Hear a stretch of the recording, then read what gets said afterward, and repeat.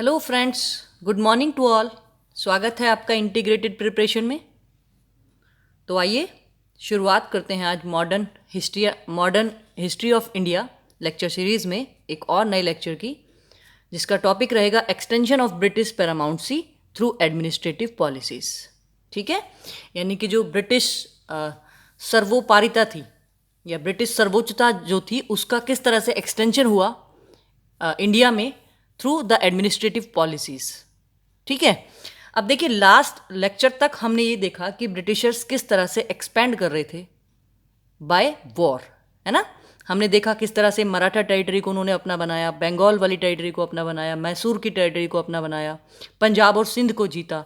ठीक है, अब देखिए इन्होंने ना केवल एक्सपेंड किया थ्रू वॉर बट एक्सपेंड किया इन्होंने अपनी पॉलिसीज़ के द्वारा भी। ठीक है, तो ये जो प्रोसेस ऑफ एक्सपेंशन चली ये कब से कब तक, 1757 से और 1857, पूरे 100 साल चली। ठीक है, और इस 100 साल में ब्रिटिशर्स ने जो पूरा इंडिया था उसकी टेरिटरी को वॉर से भी जीता और अपनी पॉलिसीज़ के द्वारा भी जीता।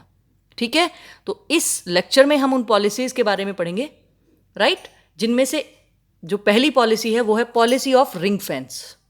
ठीक है, किसने चलाई ये? वॉरेन हेस्टिंग्स ने, राइट।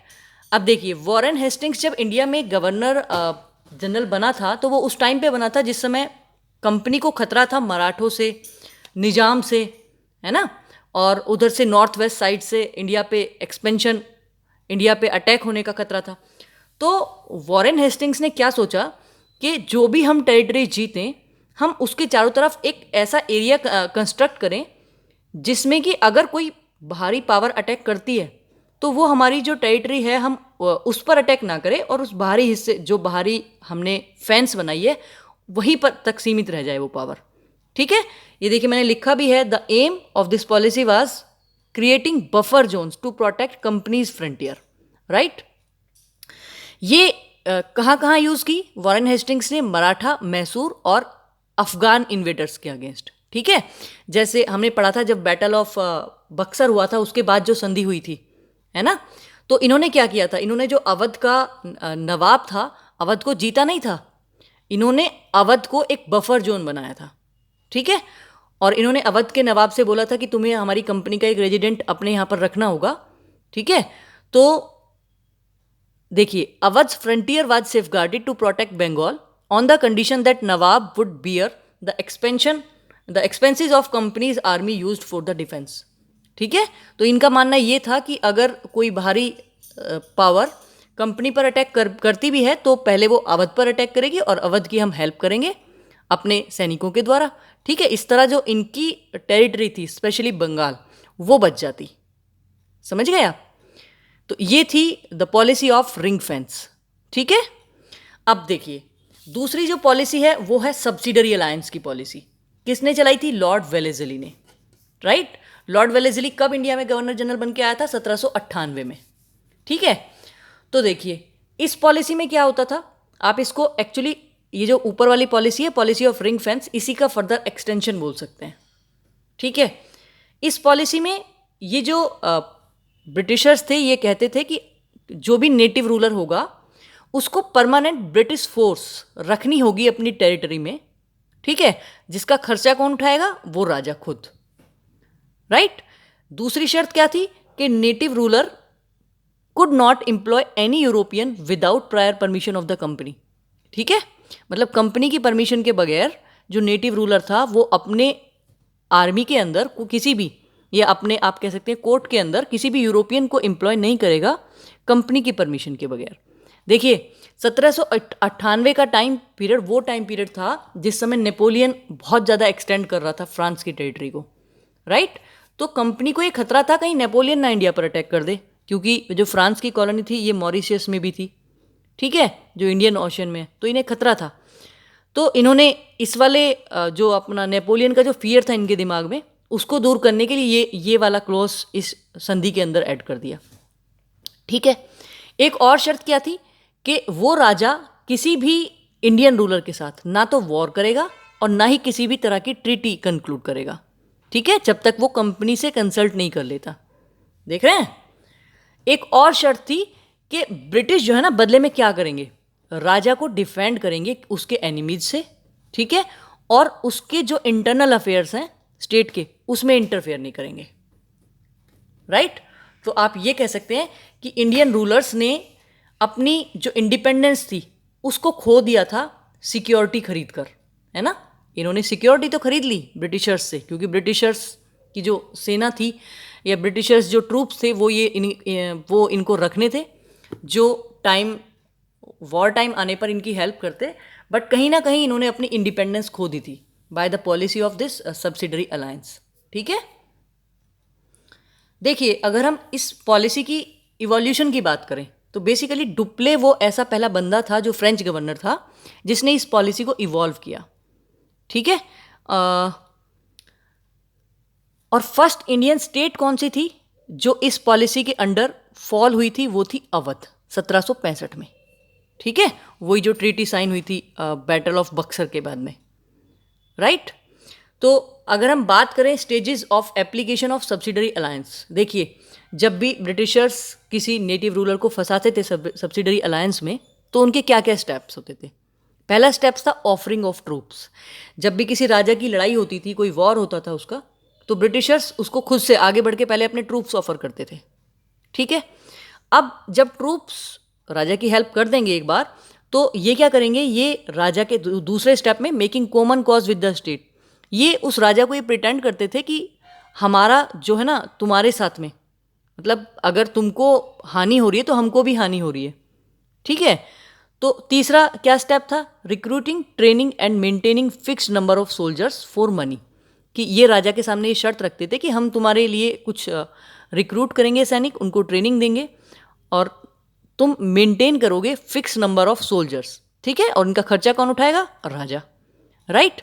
और चौथे स्टेप में देखिए सीधा सीधा ये प्रोटेक्शन फी ऑफर करते थे, ऑफर नहीं बल्कि फिक्स करते थे प्रोटेक्शन फी, कि हम तुम्हें बचाएंगे तो उसके बदले हम इतनी प्रोटेक्शन फी लेंगे, ठीक है। और फिर क्या होता था, मान लो जो नेटिव रूलर था वो उनकी फीस को नहीं दे पाया, तो वो क्या करते थे, फिर उसकी टेरिटरी का कुछ हिस्सा ले लिया करते थे अपनी फ़ी के बदले, ठीक है। अब अगर हम बात करें कि ऐसी कौन सी स्टेट्स थी जिन्होंने इस सब्सिडरी अलायंस की पॉलिसी को एक्सेप्ट किया था, तो सबसे पहले हैदराबाद के निजाम्स, इन्होंने 1798 और 1800 में ये ट्रीटी साइन कर दी थी सब्सिडरी अलायंस की, ठीक है। दूसरी स्टेट थी मैसूर की, जो 1799 चौथे वॉर के बाद इन्होंने ये ट्रीटी साइन की थी, ठीक है। तीसरा रूलर ऑफ तंजौर 1799 में ही इन्होंने भी साइन की। फिर नवाब ऑफ अवध 1801 में इन्होंने सब्सिडरी अलायंस साइन की थी। फिर पेशवा थे, ठीक है, जब एंग्लो मराठा वॉर हुए थे तो पेशवाज ने 1801 में, भोंसले 1803, सिंधिया 1804, ठीक है। और उसके बाद राजपूत जो रूलर्स थे जोधपुर, जयपुर, मचेरी, बूंदी और भरतपुर के, इन्होंने 1818 में ये सब्सिडरी अलायंस साइन की थी, ठीक है। होलकर जो थे वो लास्ट मराठास थे जिन्होंने सब्सिडरी अलायंस एक्सेप्ट की, राइट। तो अगर क्वेश्चन आता है कि जो सब्सिडरी अलायंस की पॉलिसी है किसने इवॉल्व की, तो आप बोलेंगे डुप्ले। अगर वहाँ पर ऑप्शन में कहते हैं कि डुप्ले ना हो तो फिर किसका नाम आएगा, लॉर्ड वेलेस्ली, ठीक है। अगली जो पॉलिसी है that is doctrine of lapse, किसके द्वारा लाई गई, लॉर्ड डलहौजी के द्वारा, ठीक है। हालांकि लॉर्ड डलहौजी इसके ओरिजिनेटर नहीं है, राइट। ये माना जाता है कि डॉक्ट्रिन ऑफ लैप्स जो थी ना, ये इंडियन जो संस्कृति रही है उसी के अकॉर्डिंग रही है ये पॉलिसी, ठीक है। ये पॉलिसी कहती है कि अडॉप्टेड जो सन होता है वो अपने पिता की जो पर्सनल जो प्राइवेट प्रॉपर्टी होती है उसका हीयर हो सकता है, ठीक है। क्या बोलेंगे आप हीयर को, मतलब होता है ना जैसे पैतृक संपत्ति, तो पिता की जो संपत्ति है उस पर अधिकार होता है जो अडॉप्टेड सन होता है, ना कि स्टेट की संपत्ति पर, ठीक है। ये है इस पॉलिसी का मतलब। तो एक्चुअली लॉर्ड डलहौजी के आने से पहले भी ये पॉलिसी अप्लाई की जाती थी, ठीक है। बट आप ये कह सकते हैं कि लॉर्ड डलहौजी के आने के बाद बाई चांस ऐसा कुछ हुआ कि बहुत सारे ऐसे रूलर्स थे जो बिना किसी मेल इशू के एक्सपायर हो गए, और डलहौजी ने एक भी मौका नहीं छोड़ा किसी भी स्टेट को एनेक्स करने के लिए, अगर उस स्टेट में कोई भी वंशज नहीं था तो, ठीक है, मेल वंशज नहीं था तो। तो देखिए कौन सी स्टेट ऐसी थी जो इस पॉलिसी के द्वारा एनेक्स हुई। तो सबसे पहले सतारा 1848 में, ठीक है। फिर जैतपुर और संभलपुर 1849 में, बघाट 1850, उदयपुर 1852, झांसी 1853 और नागपुर 1854, ठीक है। इनका ऑर्डर आ जाता है कई बार कि इनको क्रोनोलॉजिकल ऑर्डर में लगाइए जिस ऑर्डर में ये एनेक्स की गई थी under the doctrine of lapse, ठीक है। अच्छा 1856 में अवध जो थी ना, अवध को एनेक्स किया गया था। नवाब वाजिद अली शाह को एग्जाइल कर दिया गया था, ठीक है। किस ग्राउंड पर? मिस गवर्नेंट के ग्राउंड पर, कि जो कुशासन का आरोप लगाकर अवध को अपने राज्य में मिला लिया गया था, ठीक है। और ये कौन थे? स्लीमैन, ये रेजिडेंट थे ब्रिटिशर्स के अवध में, ठीक है। ये शायद 1848 या 49 में स्लीमैन को भेजा गया था। उसके बाद 1854 में आउटरम ने रिपोर्ट दी थी, जिस रिपोर्ट के आधार पर ये कुशासन का आरोप लगाया गया था अवध पर, ठीक है। और फिर अवध को भी अपने अंदर मिला लिया गया था। और अवध का जो एनेक्सेशन था, इसको कंपनी की बहुत बड़ी मिस्टेक कहा जाता है, ठीक है, जिसका परिणाम मिलता है आगे चलकर 1857 की जो क्रांति होती है उसमें, राइट। अब देखिए ये दो पॉलिसीज और हैं। एक तो ये जॉन लॉरेंस की है, पॉलिसी का नाम है पॉलिसी ऑफ मास्टरली इनएक्टिविटी, ठीक है। एक और है ये ल्यूटन की policy of proud reserve, right. तो आज के लेक्चर में बस इतना ही, बहुत छोटा लेक्चर रहा, ठीक है। अब हमारा ये एक्सपेंशन खत्म हो चुका है। अब इसके बाद हम ब्रिटिश जो पॉलिसीज थी इनका क्या इम्पैक्ट रहा इंडियन पब्लिक पर, क्या इम्पैक्ट रहा टोटल इंडिया के ऊपर, ये इसके बारे में एक वीडियो बनाएंगे, ठीक है। तो अगर ये लेक्चर आपको अच्छा लगा हो तो कमेंट करके बताइएगा ज़रूर।